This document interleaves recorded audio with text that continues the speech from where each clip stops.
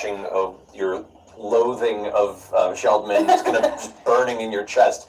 You hear the heavy footfalls of Captain Thodak as he arrives at the front of the ship. I am Thodak. I love saying that. Yes, you guys are pretty small. You're undead, you're tiny, but I'm very, very large. I have arms full of burn marks from making weapons for years for all of my constituents. But my favorite one is the one that I carry, the Great Axe. And I have dreadlocks that go down all the way to the middle of my back, but I've got it all tied up in this big, giant dreadlock ponytail. And I'm ready to find this Azurite.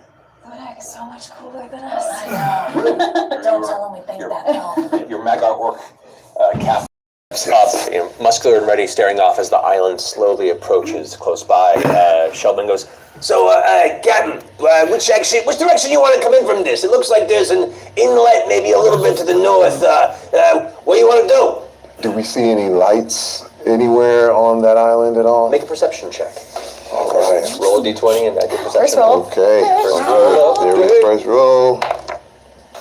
11 perception plus 4, so a 15. 15. So even though Sheldman had his spyglass, he's like, "I don't know if I see anything out that way, Captain." And midday, by the way, as the sun is kind of reaching its zenith, you glance off to the side and you can see already what looks to be a little spark of some light right on the shore where you're headed. I don't see anything. Sheldman. I know, classic Sheldman. Spyglass, and you didn't even see anything. Come on, man. What? Shut up! Don't listen to them. They're just trying to, climb the ladder, if you know what I mean, Captain. Well, since we just came out of this storm and we're finally here, we gotta go. We're going. Yeah, All right, straight into this. Moving on ahead. Keep it going. And at which point the ship makes its way closer and closer towards this beach of which you've signified. You can see the ocean inlet that surrounds this area is currently held in by jagged rocks. There's a very kind of a tight-knit squeeze to make it in there without damaging your boat.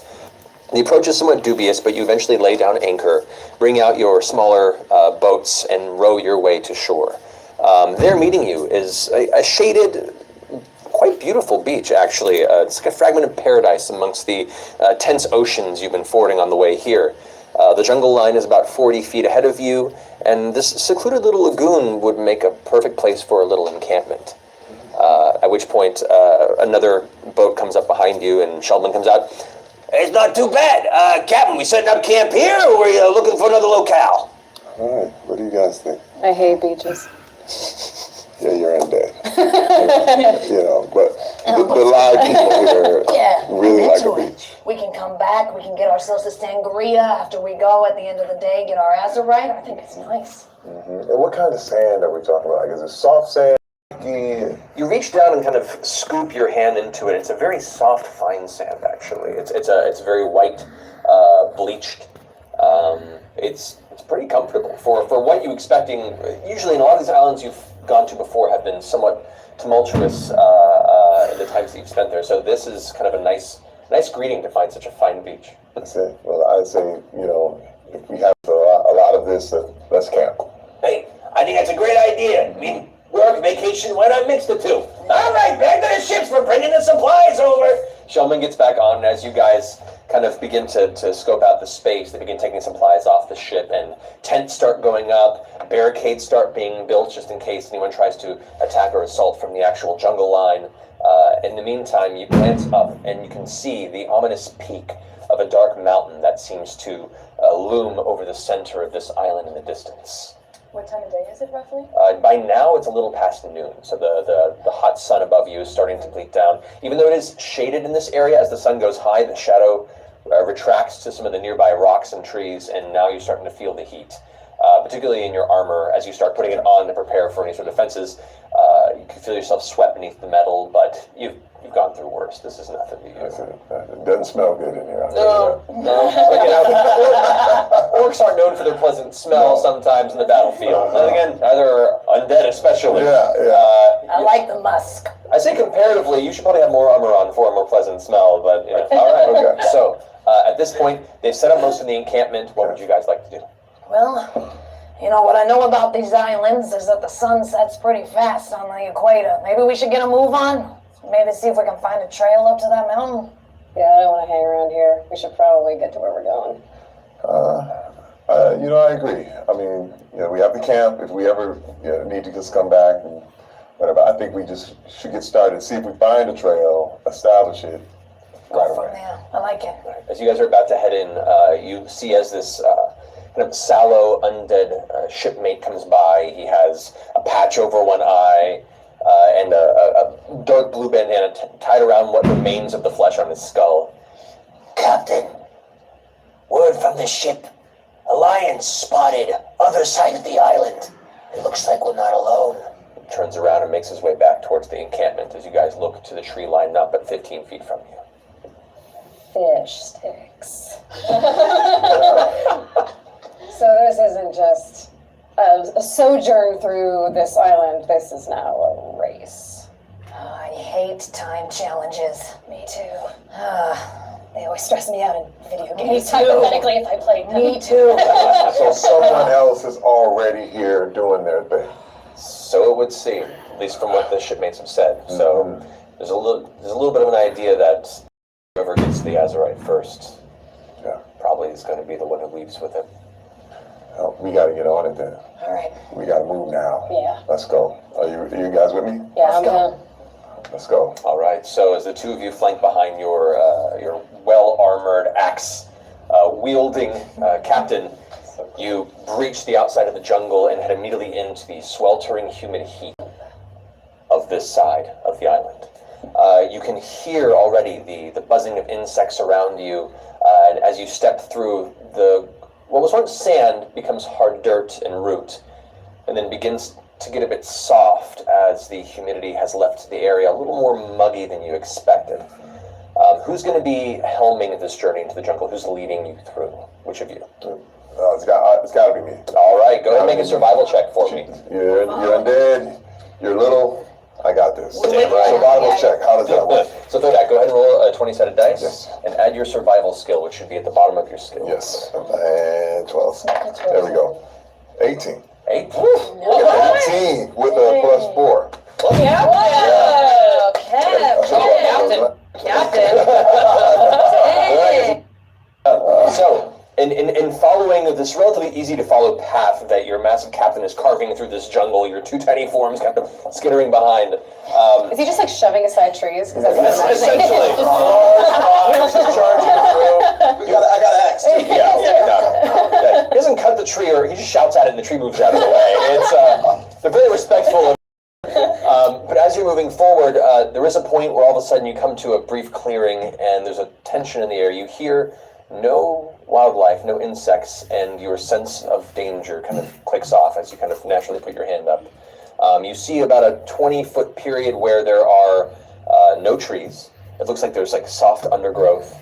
And as you're looking ahead, you notice that some of the vines kind of slowly pull back.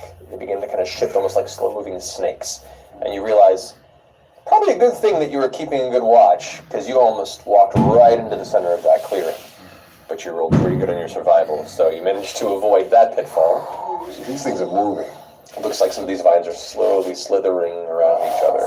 And how big was it? It's about a 20-foot clearing ahead of you, about 10 feet wide. It's kind of a weirdly shaped area where none of the trees seem to have grown naturally. And these vines are all over it, or they're retreating from this clearing? They're moving through it, almost like they sensed some movement nearby and began to shift. But it's easy enough to walk around it. You managed to avoid that pitfall, and with that, you kind of nudge the rest of your party forward, and you guys continue moving around. Good eyesight, Captain. You could have taken those vines, though. I don't think you could have. A few moments later, about another 15 minutes or so of travel, you hear some loud screeching birds up in the trees. It's kind of, causes your ear to twinge a bit. You get that a bit behind you, and as humid as it is, have you all roll a perception check, please? Okay. So go ahead and roll a d20. Add your perception skill. 18. 8, 19. Oh, what are you rolling and what are you adding? I rolled a 12, and I'm adding 6. Alright. I rolled a 15 and I'm adding 1. Okay. 16. 16. Yep, I am a 15 and I'm adding 1. Great. All right. Those are all good rolls. You guys all at the same time kind of come to this realization that for the time of day, Make every exam your moment with Chegg. Keep a study partner in your pocket with support customized to your courses, including writing tools like grammar and plagiarism check, easy citations, and expert feedback within 24 hours. Subscribe to Chegg and we'll help guide you from your first day to your final exam. Learn there's no limit to what you can do.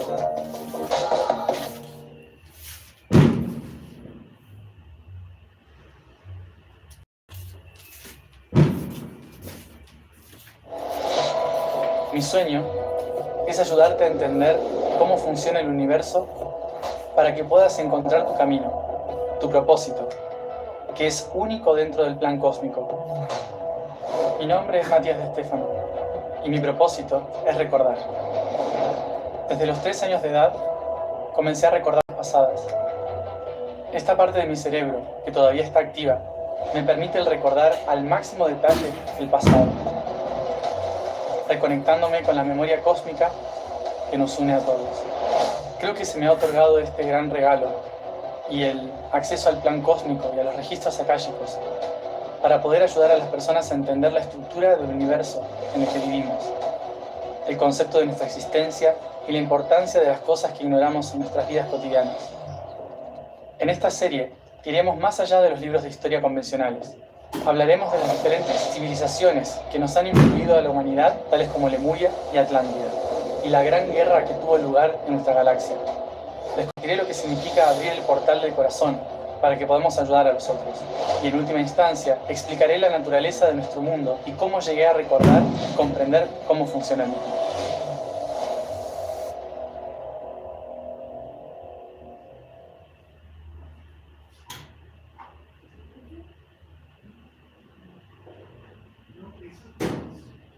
day, and for as warm as this jungle was when you entered it, the temperature seems to be dropping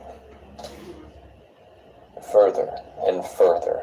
Within every 15 or 20 foot increment, it seems to drop a few degrees. And eventually, as you, Captain, kind of come to this realization and turn to look towards your 2 teammates, you can see your breath in the middle of the jungle. Okay, how are you reacting as you're already undead? You don't I feel can't feel alive. anything. In fact, the only person's breath who you can't see would be Elvis's. Right. I'm cool. Like, all, metaphorically and then also actually. Is this some undead stuff? Is this place haunted? Can I do would that be Arcana? Well, this would be actually a religion check if you want to. Religion check. So go ahead and roll a d20, add your religions. Okay. Ooh. Good. 6? You rolled a 6? I rolled a 2 and then added 4 to it. Oh, okay. As soon as the Ritz turns to you and asks about if it's undead, you take a glance around. No. Weather's weird. Get over it, Ritz. Sometimes the weather changes. As your undead friend is giving this description, you, Thodak, watch slowly rising behind Elvis what looks to be a somewhat translucent, faint, glowing blue spectral form as it just rises up. What looks to be formless for a moment radiates this cold temperature that you begin to feel even stronger at the back of your head, Elvis. You watch as the arms extend from it, and you see what appears to be a spectral ghost-like entity of a troll. You can see its long, pointed nose. You can see these large tusks emerging from its face. You see its long, pointed ears and the hair kind of matted upward in almost a tribal.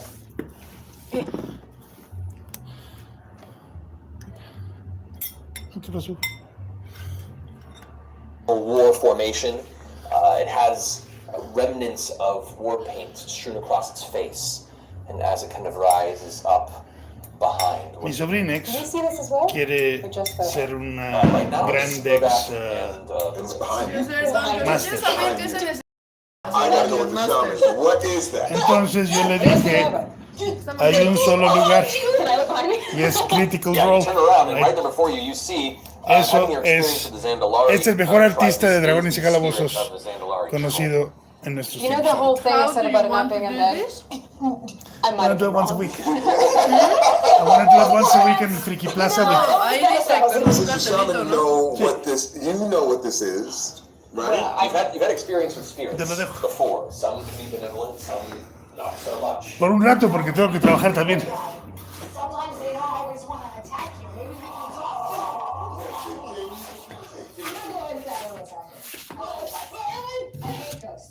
Let's talk to him. Let's talk to him. Are you trying to talk? Are you trying to attack? Okay. I'm gonna kill something soon. No. That's fine. What is about?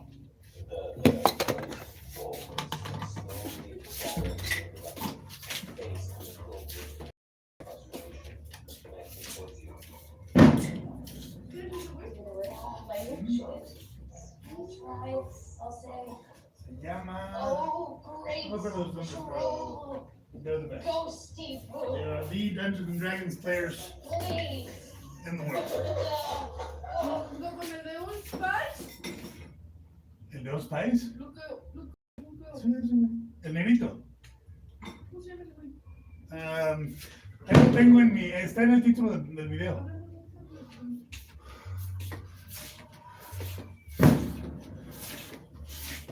¿Cómo va la canción de las rubias?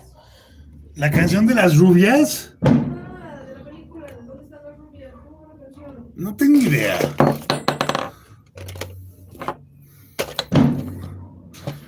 Ah, él también estuvo en esa peli, ¿verdad? Él también estuvo en esa peli. Sí. Sí. And I miss you. And I miss you, treat you. No sé cómo va. And no,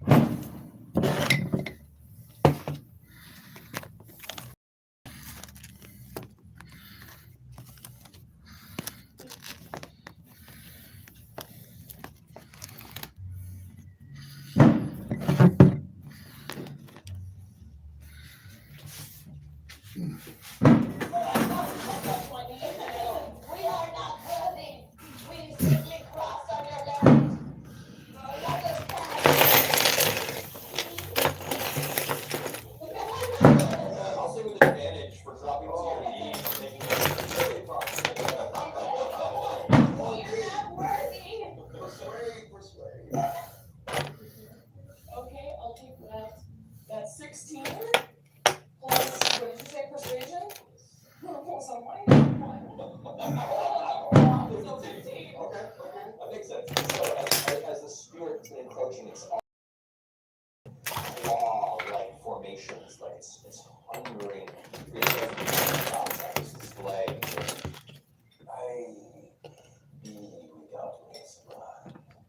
The final moments will be here. Is he gonna make us do a thing that releases him from his eternal damnation thing?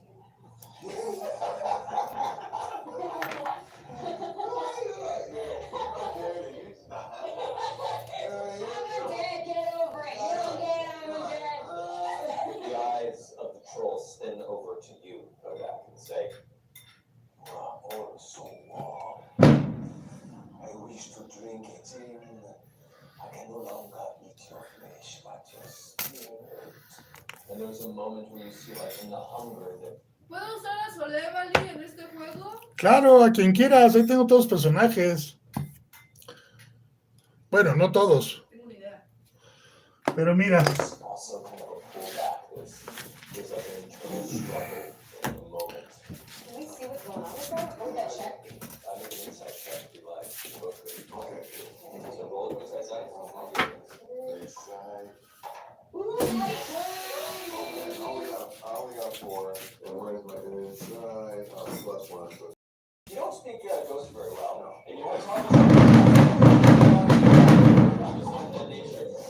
When you're looking at it, you can see that as being an undead yourself, you're like, oh, he's dealing with the morality of, killing the eating things, or perhaps finding it out to an ending place. Your worst nightmare. Can I talk to him? Yeah. What do you say? What do you need, man? What are our options here? You feed us or what? it was with my people Alright, yeah, hunting the when the jungle itself swallowed. Puedes jugar este de Shami, que es su principal. If you can Te lo presto. find Okay.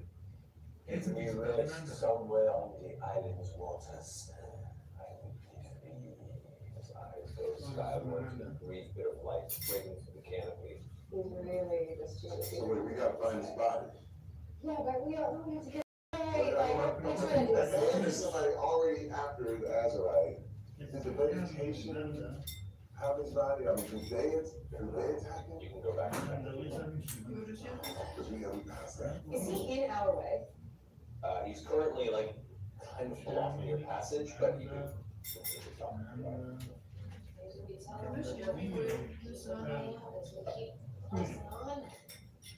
That sounds like a plan. I mean, cleaning us, Yeah. and we know what he's about. So we can just continue on. If we find your body, we got you. You know what I mean? If we find the body, we'll bring it to him on the way to that. Yeah. So the spirit turns and looks towards you, the captain of this group, just kind of waiting for you to say something. Yeah. We'll get you later.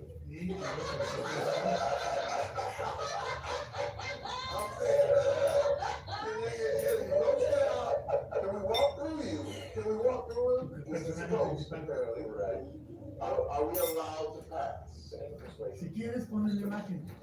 Quiero ser una celebrity también. Caminarlo. El dragón. +4.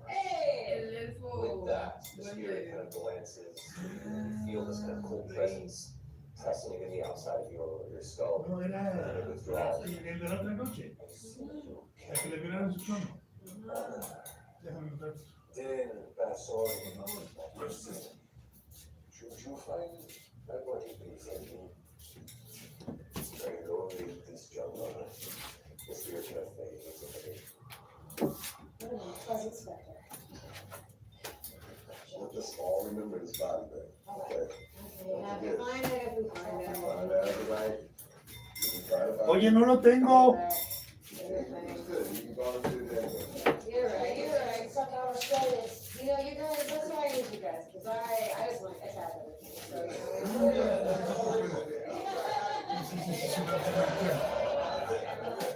so, Continuing forward in the jungle, as you take your first step past this encounter, you feel the ground suddenly.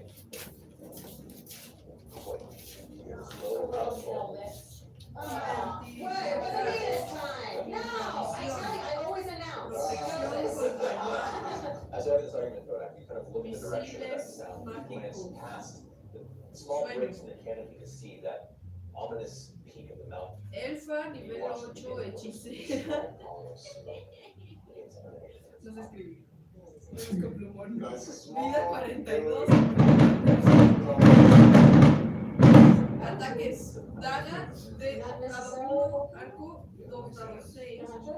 Sabiduría 17, inteligencia 19, carisma 17, fuerza 15, agilidad 18, salud 10, maldad y bondad no tiene nada, tesoro no dice, hechizos y habilidades mágicas o abajo dice amigos 1, spray de color 1, identificar 1, infravisión 1, protección contra el mal 1, visión, misiles mágicos 1, sueño 1, 2. No sé por qué yo no lo sé. That feels volcanic to me, very natural, something out of. Tienes dos hechizos de sueño. So with that, Ah, dos hechizos. I think Puedes marcar that's not me. piedras. That's something natural happening on the island. ¿Y sus amigos qué son? ¿Los hechizos de amigos? So you're leading on. Go ahead and make another survival check to lead into the next portion of the storm. ¿Qué eso le bueno, un poco dibujo?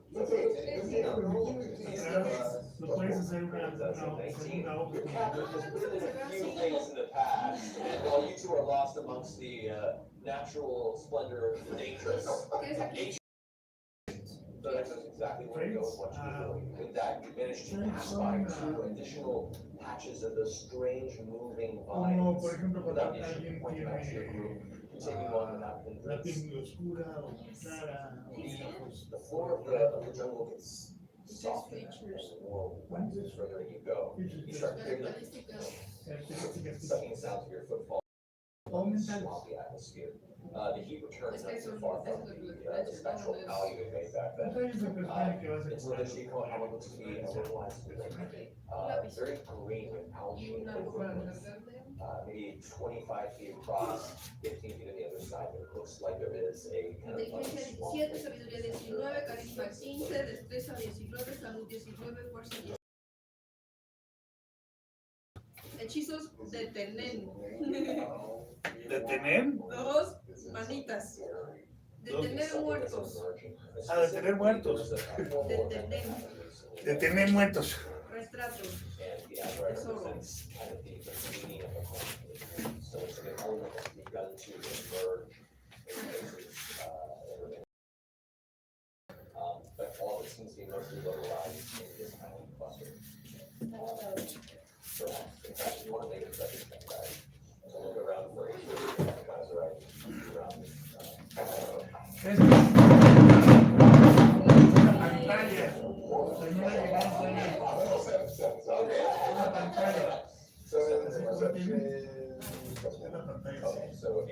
So you, having this thought and kind of making the mention to your teammates, glance out there and something gets in your eye. CelebriD. Well, that's happening. What would you roll?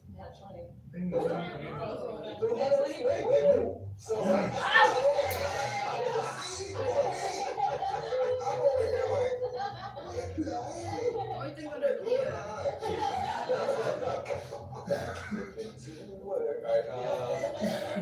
So as you're trying to focus, your 2 teammates who previously been kind of following your guide through this jungle step out and using their super goblin undead vision can see there is a glow of light towards the base of the snipe. You see what looks to be a faint shimmer of blue that shifts almost to an orangish white to back. And from the small shards you've seen, that is very much the glimmer of asphalt.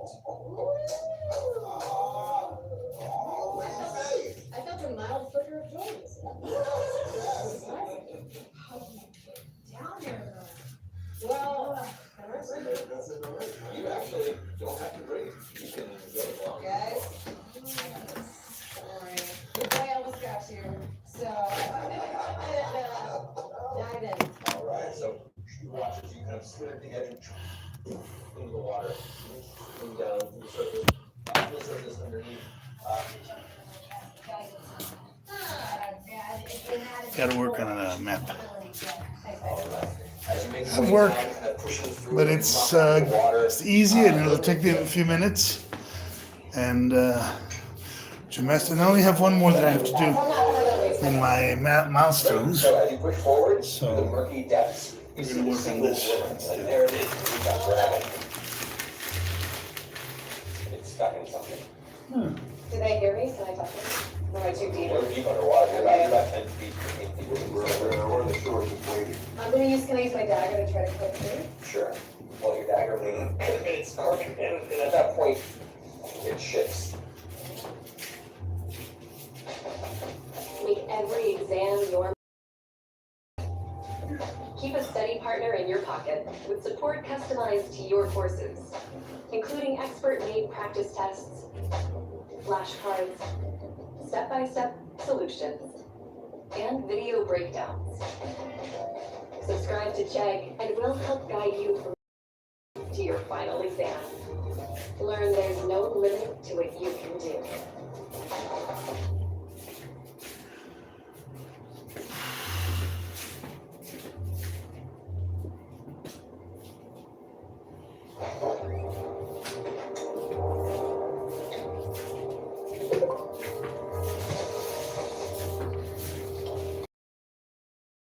if anybody's on.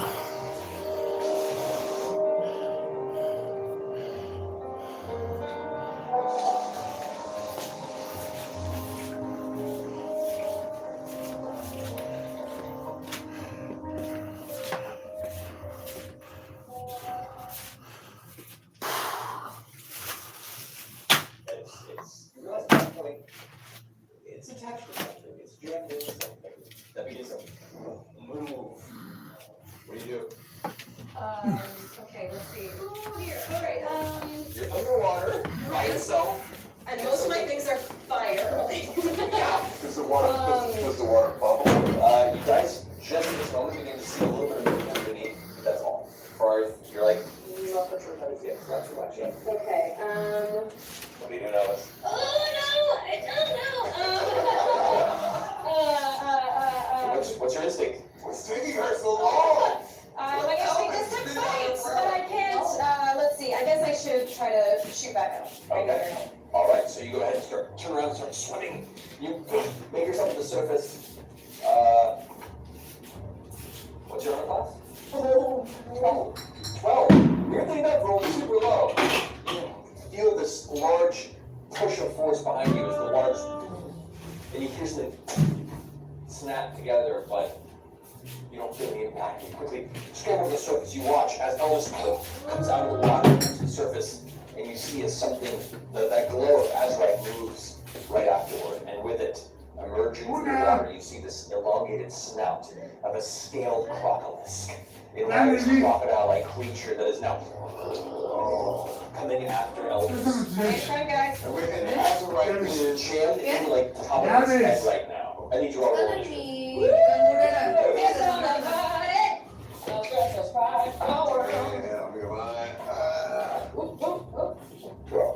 Well, for you. 16 for me. 6 plus 2, so an 8 for me. So, as it emerges, comes this low, gurgly growl behind it. Elvis, you are the first to react on this. You spin around. What do you do? I'm gonna fireball his butt. Go ahead and roll d20 to add your plus 7 spell attack. Okay. Natural one? Yeah, that doesn't help you, unfortunately. You spin around and seeing this creature that you had unintentionally awoken, you kind of freak out and fire your blast and comes off of it's one of the trees in the distance. No one will say this to anyone but me. the sparkle surprise. And now the crocolisk's turn as it comes up towards you, and it's going to go ahead and attempt to bite you with its large jaws. That's going to be a 24 to hit. I'm pretty sure I can see with your armor class. And that'll be against you. And you take 15 points of piercing damage. As it bites into you, and you are currently grappled. It is like lashed down onto the body of Elvis. You'll start to kind of swing back and forth. With its tail, it's going to spin around and swing it out towards you, Kodak, as you're trying to go forward to either defend your ally or assault back on it. And that's going to be a natural one. It swings back with its tail and it hits your armor, and it's like, whatever. What? Yeah. A little help, guys. This thing's about 20 feet long. You can just shrug off instead. With that, it's your turn. We gotta kill this. And which one? I'm gonna take my great axe and attack. All right, go for it. You get 2 attacks. So roll the d20 and then add your plus 7 attack modifier. Come on. Bam! Plus 7. 20, that really hits. Go ahead and roll your d12 for damage. Okay, and come on. Bam! Nice. Your attack is plus 4. So that's 13 points of slashing damage against the crocodile. That's good for a hit, and you have a second attack, so go ahead and roll that. Here we go. 11. 11 plus 7, 18. That hits as well. So go ahead and roll that. Okay. ¿Por qué la cámara está viendo mi estuche? 7 plus 4, that's 11 points of damage. Nice. So watch this Kodak comes forward. Porque estaba queriendo. 2 giant swings carving into it. No, quería mostrar el mapa que estoy haciendo para la batalla. With Elvis still in its mouth. You got its attention. Okay. That brings us to Ritz. I'm gonna say, Mira. hey Elvis, just stop Ahora there sí, ahí a va. little bit, and I'm gonna go, and do a lightning bolt. All right, so go ahead and roll for attack against Starward. Also an 18, plus my spell attack, which is 6, so 24. That hits. Go ahead and roll damage for your lightning bolt. Which is 2d8. 1, that's lame. And 6, so 7 damage. 7 points of lightning damage. As you pull back your little couple of heads and release this bolt of lightning, strikes in the side of it, the arcs of energy crawl across the body, shakes from the impact. You feel a little bit of a brief that's going to go ahead and the combat round at the top again. It's your turn. You are currently grappled and technically restrained in its mouth. You can still act, but any rolls that you make are disadvantage. Okay. I'm also feeling a lot of shame because it's really screwing with my cool guy exterior. We're hoping it's in the EU because we might have some problems tonight. You know what I mean? So, we feel these things, we got to feel. Yeah, you don't want bits like that. I'm already hungry. You know what I mean? Okay, so I am going to attempt a fireball again and hopefully not charge it this time. Right down his throat. All right, so go ahead and roll with disadvantage because you are restrained. Okay. 11, 17. Okay, so 11, you take the lower 2. Plus Right. 7, that's still 18. That still hits. Go ahead and roll damage for your fireball. 4. All right, and 8. that's 12 points of fire damage. You actually have one hand kind of pinned in the side of its mouth, and you can just release it right into the top of its jaw. Once a burst of flames goes shooting out of its nostrils. It kind of pulls back, but it still holds you tight in its grip. So that finishes your turn, Elvis. It's now the crocodile's turn. Angered by the burning pain that it now feels searing inside of its jaw, it's going to go ahead and bite down on you. Cool. Which has advantage on you because you're restrained. That's going to be a 15 to hit. What's your armor class? Well, that hits. Hearts. Elvis. Alright, that is going to be 12 points of piercing damage again. Tail attack goes swing around, and this time, because you damaged it so much last turn, it's still focused on you. It's going to ignore the tiny goblin, and it's going to swing its tail back around and try to hit you, Kodak. That's going to be 11. Your armor class is 18. 18. This, you actually beat No problem. That brings it to your turn again, Kodak. Okay. It's looking pretty hurt. Like you've done some serious points of damage to it this past round. Like I said, we might have some necropolis tonight, so I'm ready to hack at it again. I'm going to attack. Go for it. And You got 2 range built up, by the way. ooh, I got 2 right Because you attack. Because even each attack, you build up a point of range. Oh. So you have 2, yeah. Okay, good. And boom. So I take 20 and Yep. First attack. first attack. 18! You're killing it! 18 plus 7 is 25. Go ahead and roll damage. And here comes damage. Bam! I'm trying to eat. 13 points damage, and then make your next attack. You can use any range points if you want to boost your next attack. I appreciate it. Okay, that's good. So I can use one of these. I'll erase it.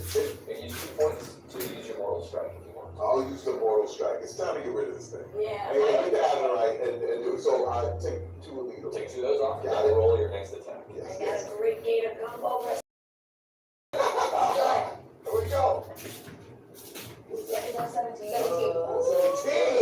plus 7 is Here comes the damage. So that's 2 plus 4, and you get to add a d8 damage from mortal strike. So that's that one there, yeah. So since Big money.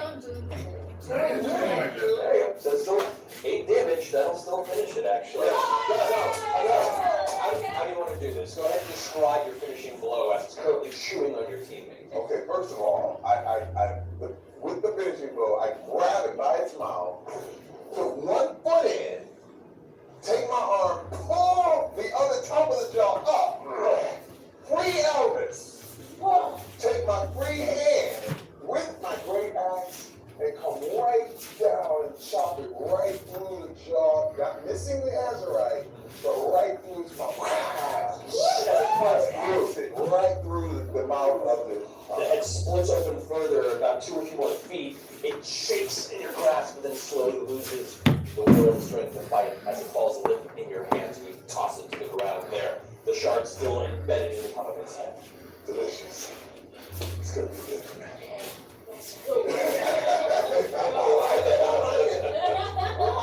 Now, can we pull the Azurite out? Go ahead and make an athletics check. So go ahead and roll a d20 and you can have your athletics modifier.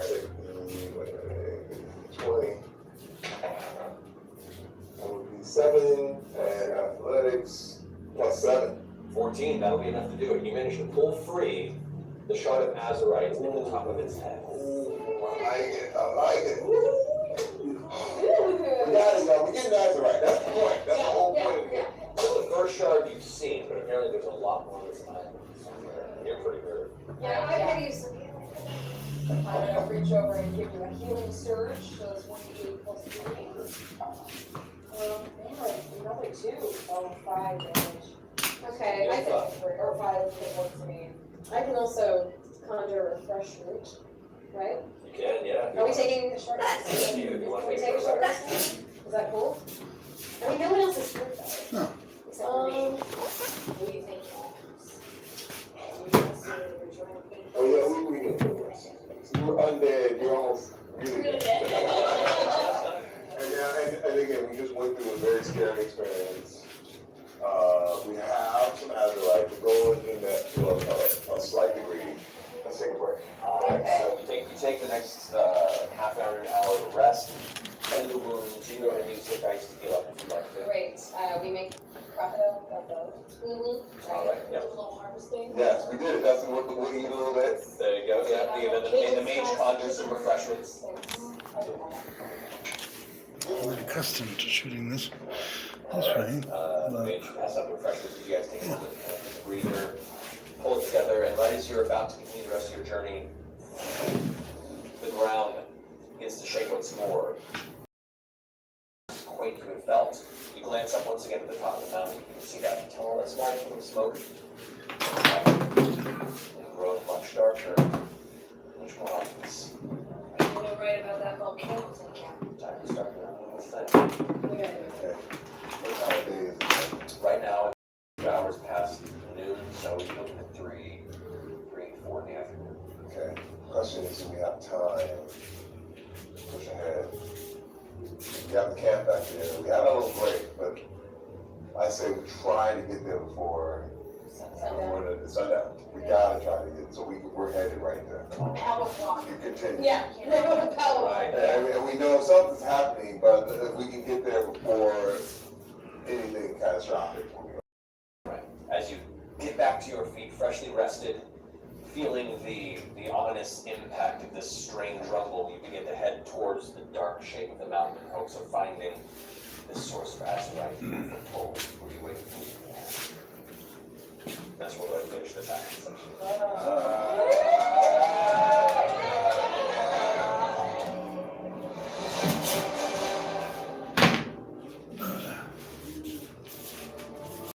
The learning of the Second World Trade is still fresh in your memories. As the sting of your defeat and the destruction of Sylvanas in the war called down upon the assault on the Royal Shipyard of skin. These acts of treachery and brutality have ushered in this new age of violent Ahora sí warfare. está agarrando A front now fought on the vuelo, seas ¿no? east of the Maelstrom, in the island. No sé. In the Vamos a wake esta of noche. Report's unforgivable actions, the naval forces of the Alliance now prepare for retribution by claiming their waters and the newly emerging mineral now known as Azeroth. This material, the very blood of Azeroth, holds the power to sway this struggle in your favor and finally end the conflict in victory's strength. I'm Troy Baker. Today, I'm playing Captain Argos Lindborg, human priest of the Alliance. Death to the Horde. Long Berserker. My name is Jessica Chovat, and I play Eddie Darkhammer of Desolation, a Dwarven paladin. We need better leadership. I'm Taliesin Jaffe. I'm the Void Elf Rogue. Lost the road. The Alliance prevails. The world of war is seeking this powerful boon as well. As such, you three have been selected for your skill and bravery in Orlon to lead an expedition under the guidance of your captain, Arnost. to a recently discovered island where a scouting ship claims to have spotted masses of azurite, somewhere in the vicinity of this mountain which sits in the center of the landmass. 3 days at sea now, the choppy waters and stale provisions taking their toll on your stomach. You hear those two wonderful long-worded words. Land ho! Shouted from your dwarven shipmate atop the cruisers. Now you see the front of the ship as it's splashing over the waves. The sea.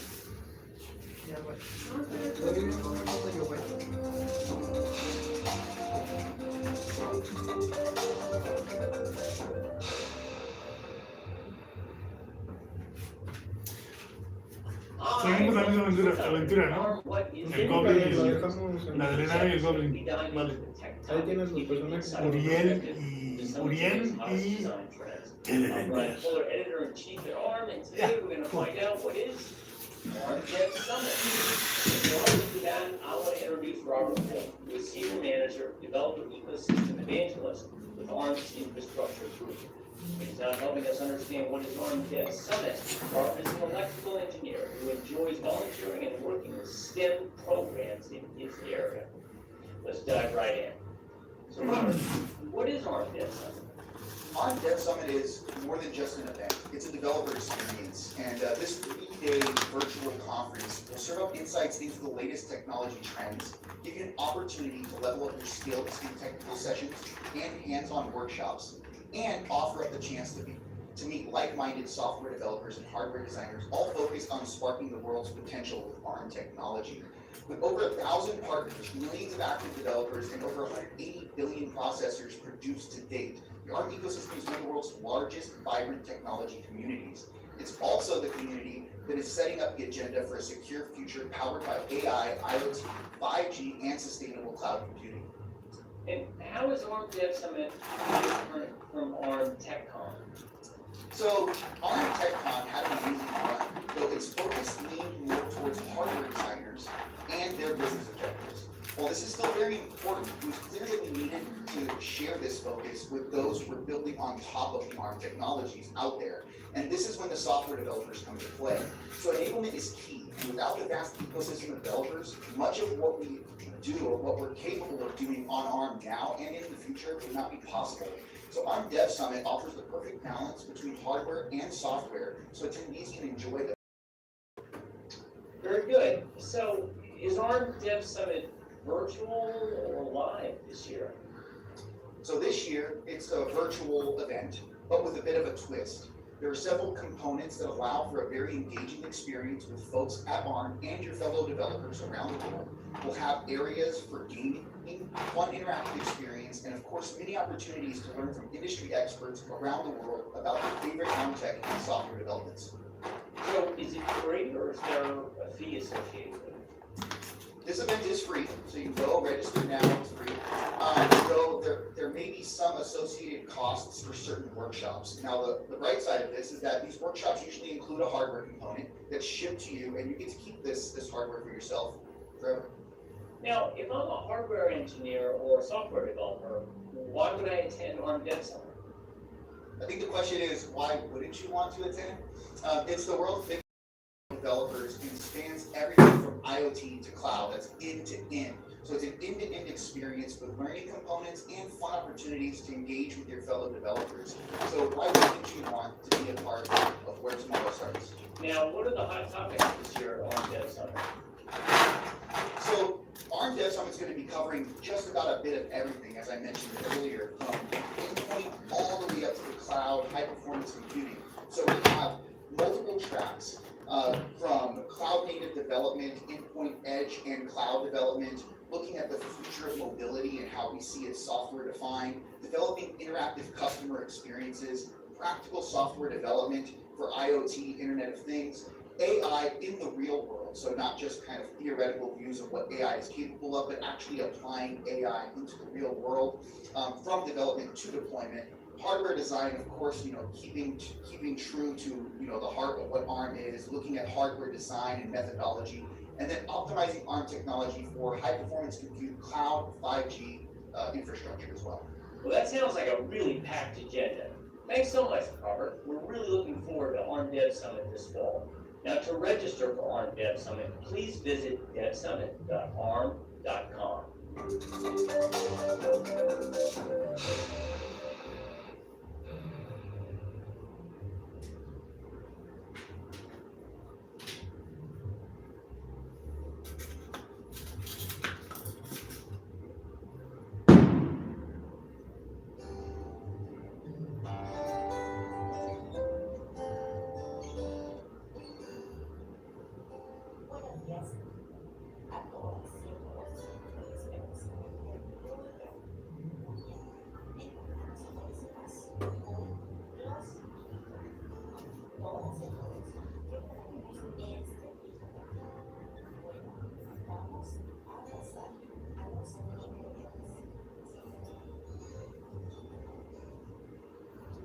Tenemos una taza y media de mantequilla, que son 340 gramos.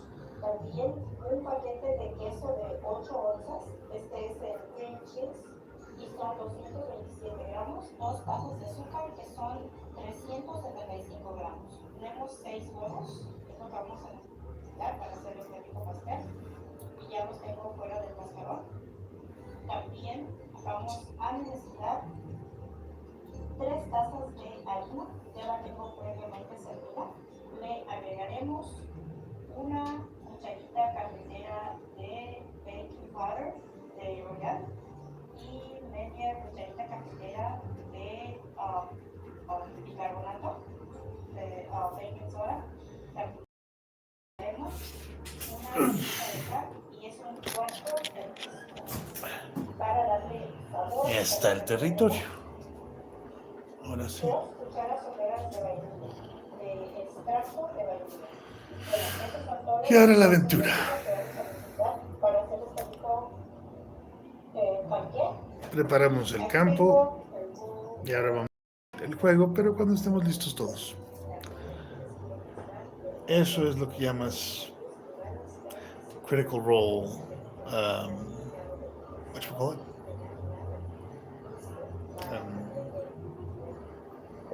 También vamos a ocupar la batidora. Bye. Bueno, vamos a empezar batiendo primero la mantequilla. Y les quiero comentar que el horno ya lo tengo precalentado a 350